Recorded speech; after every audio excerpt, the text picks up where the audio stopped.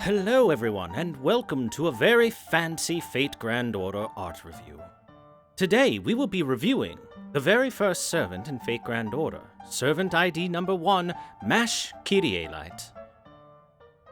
As this is a new segment, I thought we should start with number 1. Now let's take a look at the art behind Mash Kyrielight. Of course, our artist is one Mr. Takeuchi. Yes, the original artist of Fate Grand Order. Everyone's favorite saber-faced drawer.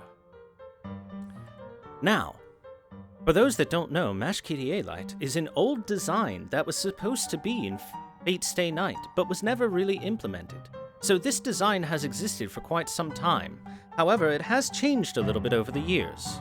One thing that has not changed behind her is the simple fact that throughout the entirety of the design behind her is that she has always supposed to look like a small, harmless animal and like a weak young girl.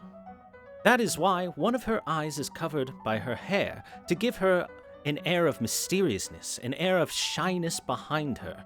Her small body is supposed to look frail, especially when put next to the large and imposing shield which she carries. She's supposed to be a girl that surprises you with the level of strength she's able to display, not only physically, but also emotionally. And the art design behind her certainly gets that across. You see a girl dressed like this, and you think pervert, as opposed to strong knight. Yes, quite.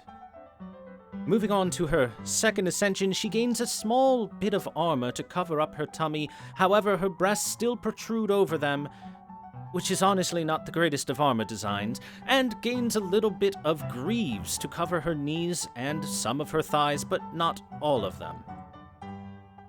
Honestly, a bit of weakness here in this armor. It could definitely be done better. Let's move on to the next ascension, where, much nicer, she gains some hip armor, a little bit more into the greaves, and she even has a sword upon her side.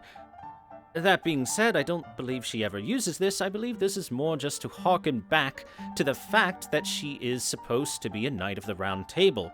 After all, she invokes the name of Camelot with her NP. Her shield is that of the Round Table itself, and a Knight of the Round Table would of course carry a sword upon their side. Moving on to her final ascension, it is merely a nice, lovely shot of Mash in her second ascension, smiling kindly upon her master, and a very nice and soft, warm glow of the sunlight. Of course, showing off that she is the love interest of the game, the cute kohai that is supposed to be at your side throughout the entirety of the journey. However, she takes a change for the worse in the future. This is Mash in her Orthonaus form. Now, as the Lost Belts come out, Mash needs a little bit of extra help with her power due to plot reasons. Now, you notice that there are various devices hooked up not only to herself, but into her shield. The shield itself has even been widened a little bit more. She has full-on large boot greaves attached to her, and even a nice VR mask, because Mash loves playing virtual reality games to escape from the harsh reality that is destroying the Lost Belts. After all, there's no other possible explanation for why she could have that. But throughout all of this, the theming of Mash stays the same. She is supposed to look as though she is weak, as though she does not have the strength to do what is being asked of her. She is compensating for that weakness, compensated by the technology devised by Da Vinci to keep her moving through unfortunate and irreparable circumstances. And that is why this is a good design, despite it being a huge downgrade as a servant. On the second ascension, she removes her VR headset because she has grown bored of playing Beat Shielder. And really, it doesn't do a whole lot for the art there. And thus we move on from Orthonaus, as I'm sure we all wish to, and move on to her Summerset. Mash Kyrielight is a girl who knows what she wants to do in summer, and that is show off a cute one-piece camisole.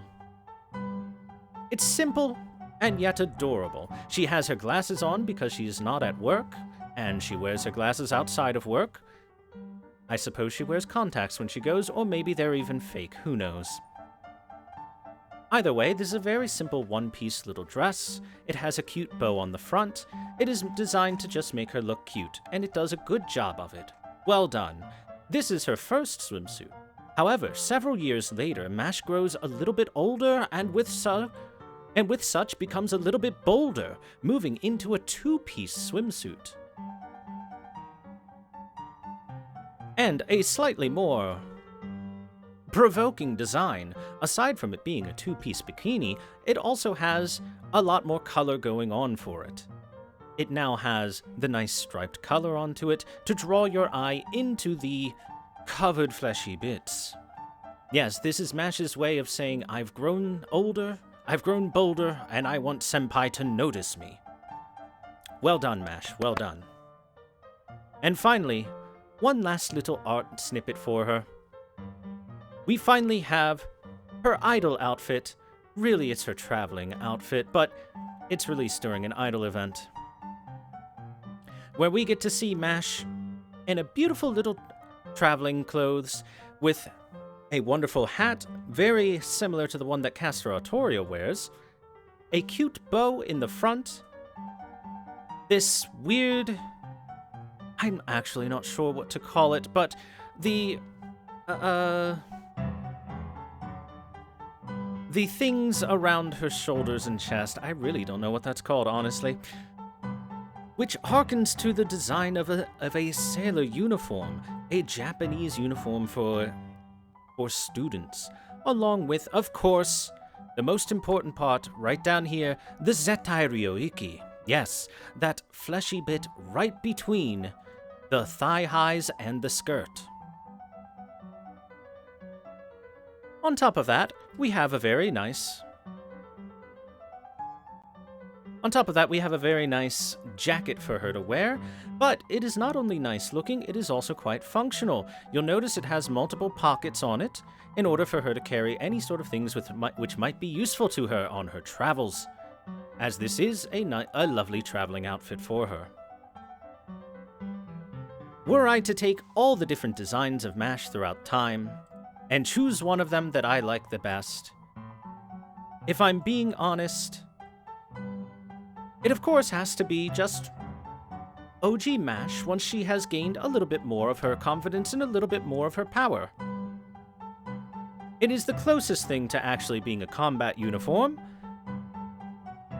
that she ever really gains. Orthonaus, while it may be nice and all, just reminds me of the bad times of Mash being very useless. And thus, I think that this is her best design and always will be for the time being. Were I to rate it, I would rate it 5 back of the shields out of 5. So, hopefully you all learned a little bit something about art design. Most importantly, if you're designing armor, make sure to actually cover the fleshy bits a little bit, and put armor over the chest so that they cannot simply be stabbed. Her boobs should be covered by armor, not just out like that. And this has been a very fancy Fate Grand Order art review. Thank you very much.